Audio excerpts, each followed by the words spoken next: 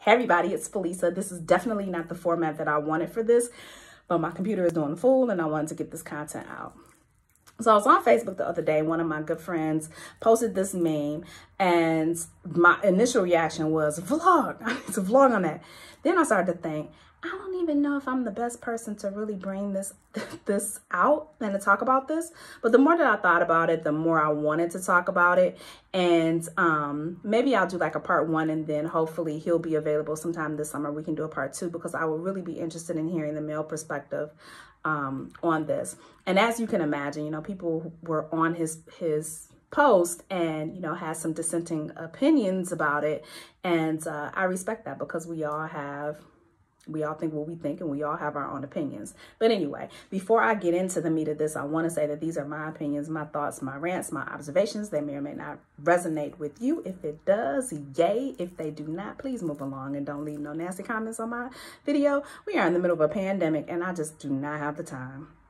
And my block finger is strong. 1 and 2 and 1 and 2. Anyway, so the meme says, all men benefit from the actions of violent men. It keeps women in check. It allows men to perform the barest minimum and still feel good about themselves. The existence of violent men grants good men awards for basic decency. Now, on its face, I completely agree with that. I remember being in church years and years ago, and there was a woman who, this was like a testimonial time. For those of you all who are unfamiliar with the structure of the church, you know, there is a point in time in some African-American churches where, you know, there is a complete takeover of the spirit and people really, you know, start to share, have testimony, you know, praise, celebration, things like that. And I remember that this woman stood barefoot in the back of the church and was completely, you know, giving thanks and praise and yelled out, I give praise to God for a man that does not beat me. Now, I was a kid at this time and I was like, what? I did not come from that kind of household. I did not come from that kind of upbringing. That's not my story. I greatly respect and honor and pray for every survivor that has had to go through that, but that's not something that I can relate to, not even a little bit. But I remember thinking as a child, like, that don't make no kind of sense. I'm sorry, but that was the truth. As I got older, and because that always bothered me, as I got older, you know, I would hear certain things and, you know, I started to have certain insight. And then finally I had a conversation with someone who helped me understand that. Didn't know that they helped me understand that, but they helped me understand that. Apparently this was her second marriage, his second marriage. They had a blended family, a large blended family. And her first husband was quite abusive. And so much so until, you know, he would beat her and put her in the hospital. And it was kind of this vicious circle. And fortunately for her, she was able to get out. But I just will never forget that that was her testimony time, that she thanked God for a man that did not beat her. Which, of course, the implication is, did God send her the first man that beat her? But that's a whole nother conversation for another day. I probably shouldn't have said that. But anyway, that's the way that I think. So, in the context of this, I don't know what her husband was doing for her second husband. I don't know, you know, what standards she had for him. I don't know what he was contributing or what he was giving. But to her, the fact that he did not beat her was a cause for celebration. There are many men who, because the threshold and the bar is set so low, and I'm not saying that that's the only requirement that she had for a relationship, but that's the most profound one because that's the one that she was celebrating loudly. Now, this was not even a ceremony, or not ceremony, a service where, you know, we were talking about specific things. We never did that. It was, what are you thankful for? What are you grateful for? And this was her gratitude moment. So I don't know where her bar was set, but whatever it was, he was just right here because he did not beat her. And she was extremely grateful for that.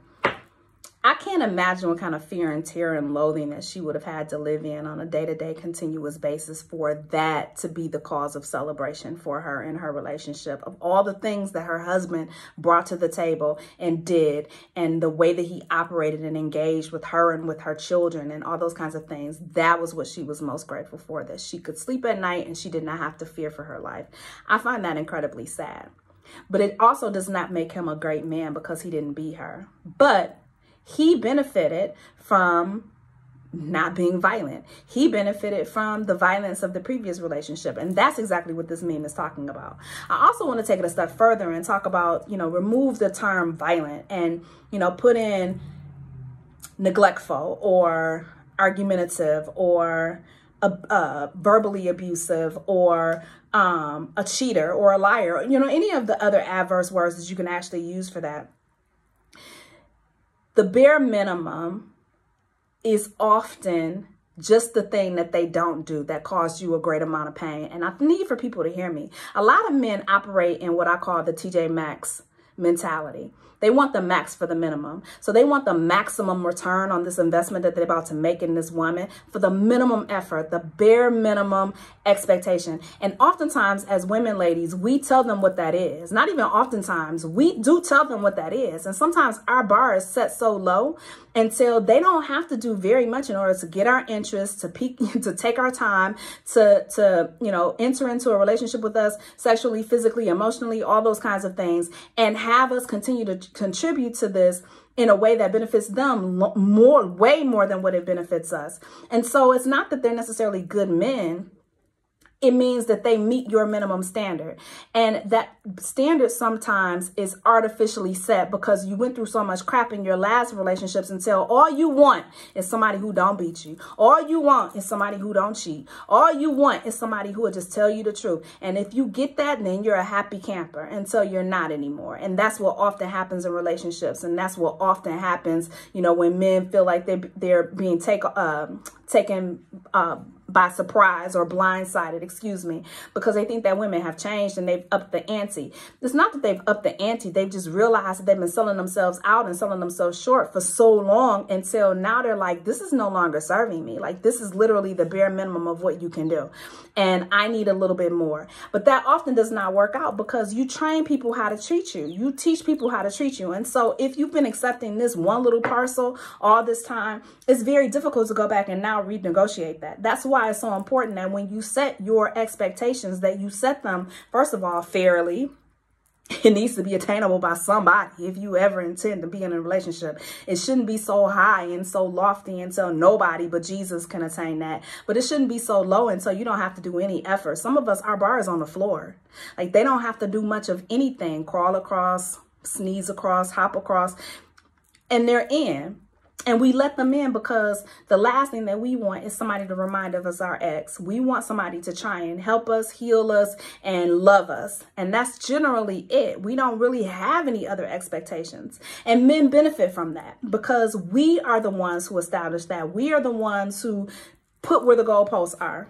You don't keep moving the goalposts because it's no longer serving you. You put the goalposts in and that's it. You hit it and that's it. You don't just move it all over the place because, yeah.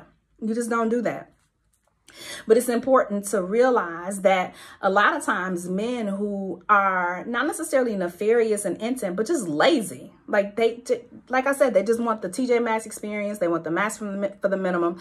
And they are especially skilled at finding women who don't have a whole lot of requirements or expectations because they've been through so much and they're so battle scarred and they're so weary and they're desperate for love and affection.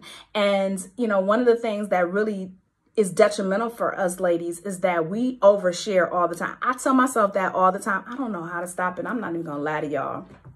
If in the context of a conversation, something resonates with me, I'm generally an open book.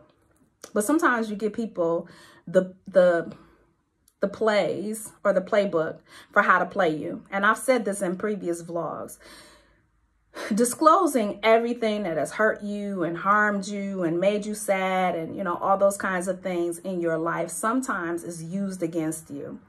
Not necessarily in a way, or in an overt overtly nefarious way. I can't talk. I'm sorry. An overtly nefarious way.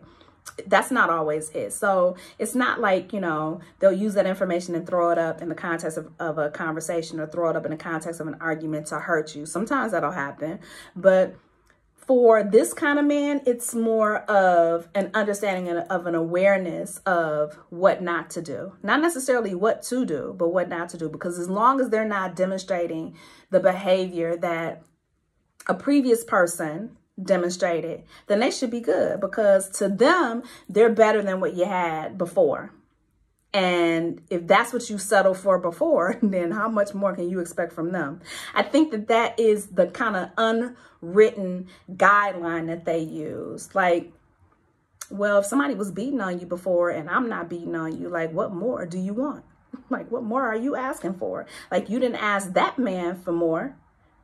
You accepted it from him. So if you accepted it from him and I'm not doing that to you, then why aren't you happy? And I think that that is a lot of the problem in relationships, or, you know, trying to forge a relationship where you have guys who really in their heart and soul believe that they're great catches and they're great men. And maybe they are for somebody else. But for the average person, when they are content to not even try, when they're content to not even rise to the occasion, when they're content to just, you know, surface, float, you know, on certain things, and not continue to grow and not continue to evolve and not continue to develop.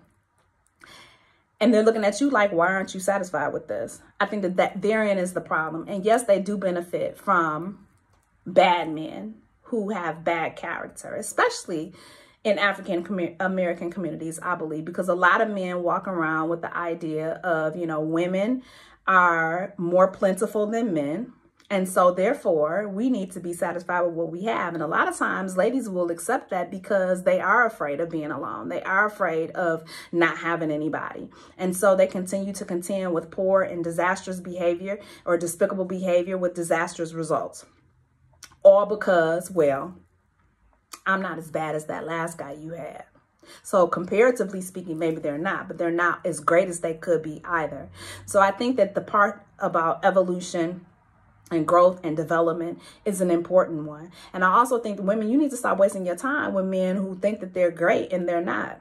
You can't raise, like, what does K. Michelle say? You can't raise a man. It's not even about raising him. It's about, you know, a lot of us have a whole lot of arguments with men who don't intend to change.